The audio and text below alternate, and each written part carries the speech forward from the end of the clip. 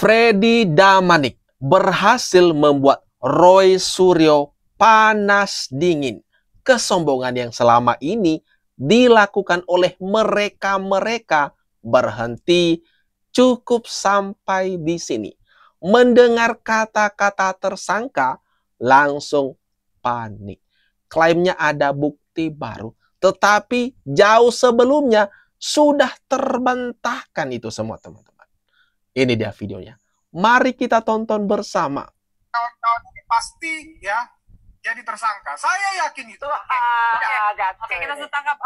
Nah, tapi saya mau kembali lagi ke Bung Roy. Bung Roy, bagaimana Anda bisa yakin kalau saja gelar perkara yang dilakukan oleh Barreskrim Polri saja, gelar perkara khusus itu pada saat awal Juli, ini belum ada hasilnya, belum ada kesimpulannya. Belum ada hasilnya. Bagaimana Anda bisa yakin dengan selembar ijazah yang dari KPU ini ada? Ini bukan hanya ini. Bakal bisa jadi bukti baru. Nanti novumnya bukan hanya ini. Oke. Karena ada 8 institusi yang juga kita berikan surat. Dan kita tunggu yang 7 yang lain. Dan dari itu nanti bisa dikomparasi. Setelah gelar perkara khusus, kami juga mendapat laporan dari Kompolnas, dari Komnas HAM, kemudian dari Ombudsman yang mereka katanya dihadirkan.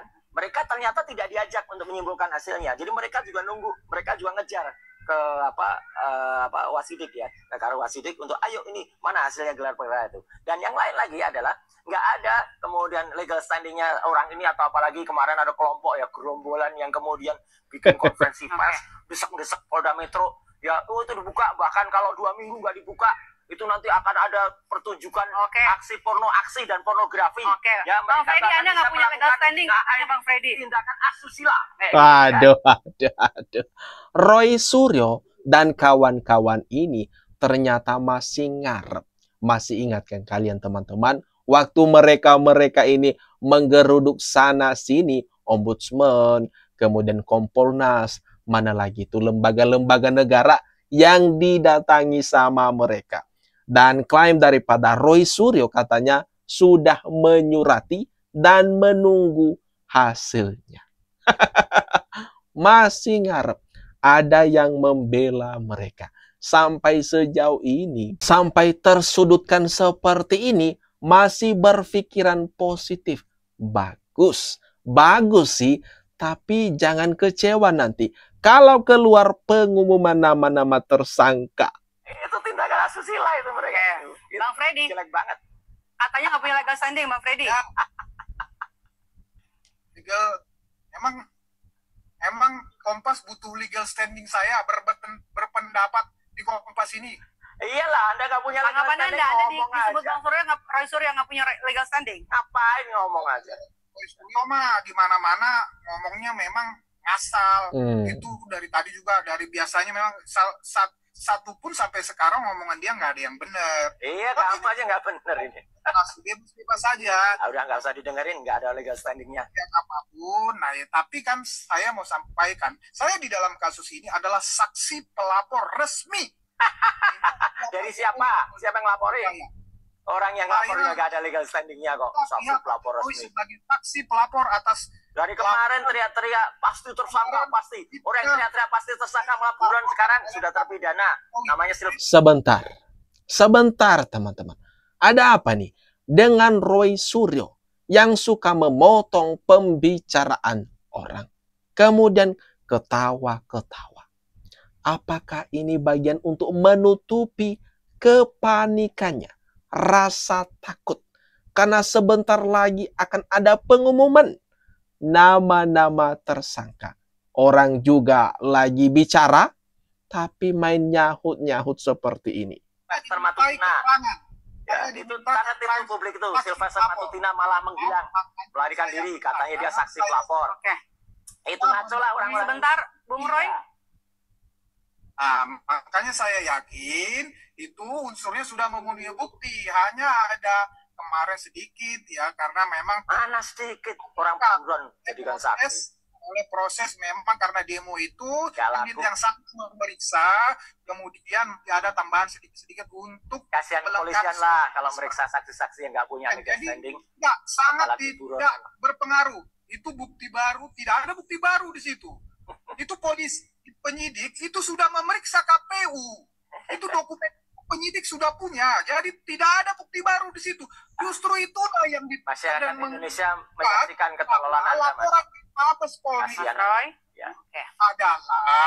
tidak memenuhi unsur pidana, makanya itu dihentikan. Jadi kita sudah dapat poin ya, Anda itu.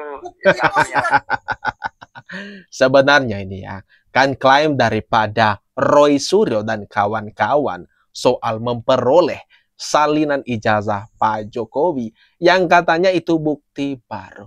Wih, itu bukan bukti baru lagi, bosku.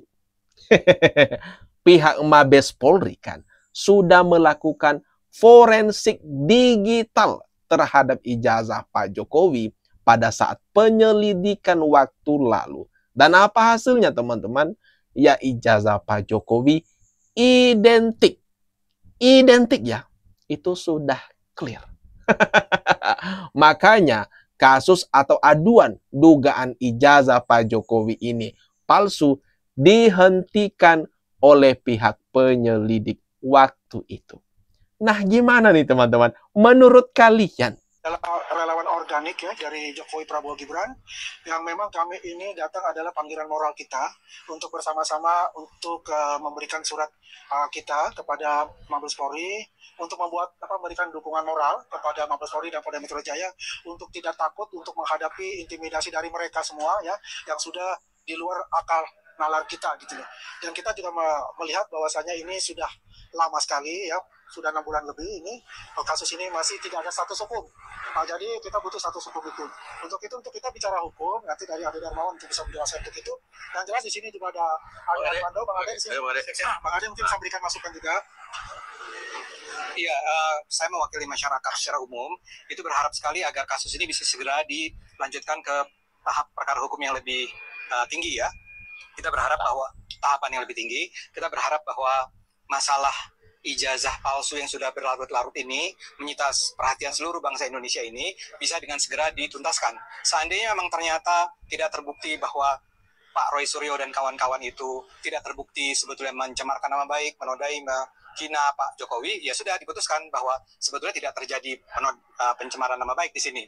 Tapi seandainya memang betul bahwa terbukti dan sudah ada buktinya, kami yakin bahwa pernyataan-pernyataan dari Pak Roy dan kawan-kawan itu dengan secara sangat rendah mencemarkan nama baik Pak Jokowi dan keluarga, maka sebaiknya memang penegakan hukum diterapkan di Indonesia ini. Orang harus tahu bahwa itu adalah hal yang tidak boleh dilakukan di Indonesia ini.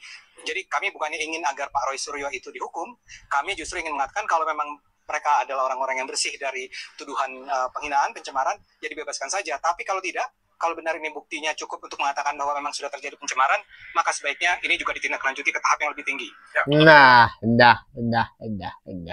Ini apa kabar? Gimana ya teman-teman? Perasaan teroris terutama nih. Tiva, Roy Suryo, dan Rismond, kemudian beserta kawan-kawannya, gerombolan pemburu ijazah Pak Jokowi, dan pemburu ijazahnya Mas Gibran. Apa kabar mereka? Dipastikan teman-teman, mereka-mereka ini sekarang semakin ketar-ketir. Apalagi muncul desakan-desakan untuk segera menetapkan atau meningkatkan perkara ini statusnya ke yang lebih tinggi. Bisa dilihat ya. Jadi ini kalau dielah nanti ketahuan ini sama atau tidak dengan yang kemarin dari Dian Sandi. Stempelnya ini gimana? Stempelnya juga di atas. Ya. Oh iya. Iya. Memang nggak terlalu kelihatan ya. Itu versi mereka di awal tadi ya teman-teman, yang mengatakan bahwa foto Pak Jokowi di ijazah itu menimpa stempel. Artinya stempel duluan, baru ada foto Pak Jokowi. Perhatikan ya, itu versi daripada Roy Suryo CS. Ini penjelasan Joshua Sinambela. Mari kita dengarkan. Bagian yang merah di sini gitu ya. Ini bukan digital forensik ya. Ini hanya istilahnya cocokologi ya, seperti yang mereka gunakan ya. Tetapi karena mereka tidak menemukan bagaimana cara memunculkan warna merahnya di sini, sebenarnya ada banyak sekali metode-metode untuk memunculkan warna merahnya gitu ya. Nah, saya salah satu metode yang kemarin Mas Teguh sudah bilang ya, sudah tunjukkan ya. Jadi kita menggunakan namanya di bagian colors ini ya. Sebenarnya ada beberapa teknik ya, bisa memunculkan bagian-bagian itu sebenarnya ya. Kalau tone mapping ya, beda sama tone curve ya. Anda bisa cari nanti apa sih perbedaan antara tone curve sama tone mapping ya. Nah, si topi merah itu, topi miring, dia menggunakan tone curve, ya dia nggak ketemu dia. Kenapa nggak ketemu gitu ya? Ya karena dia nggak paham gitu ya. Nah, cukup pakai ini saja ya. Wih, kelihatan secara umum ya, ini nampak. Defaultnya saya settingannya udah default seperti ini ya. Anda bisa lihat ya. Sebenarnya muncul aja ya warna merahnya di sini ya. Kelihatan ya bagian merahnya. Ini menggunakan gambar yang sandi ya. Saya nggak perlu kasih tunjuk gambarnya, hasil scan-nya. Kita punya hasil scan sama ya aslinya juga ada. Nanti dikasih tunjuk di pengadilan ya. Itu jelas banget kok kelihatan di hasil scan-nya. Itu kasat matanya kelihatan bahwa garis merah ini melintasi kok gitu ya. Kalau foto ditempel sebenarnya harusnya bagian yang sini juga nggak nempel lah gitu ya, karena ini fotonya yang ditempel kata mereka. Nah, ini sudah clear teman-teman, terbantahkan. Berarti pernyataan Roy Suryo dan klaim daripada Rismond Tiva terbantahkan. Clear. Ini foto Pak Jokowi baru ada cap atau stempel. Bukan kebalikannya seperti yang dituding-tuding oleh mereka-mereka. Narasi penyesatan mereka teman-teman. Jangan dipercaya loh. Nah itu dia teman-teman. Gimana nih kalau menurut pendapatmu? Jangan lupa tinggalkan komentar terbaikmu teman-teman di kolom komentar yang ada di bawah ini.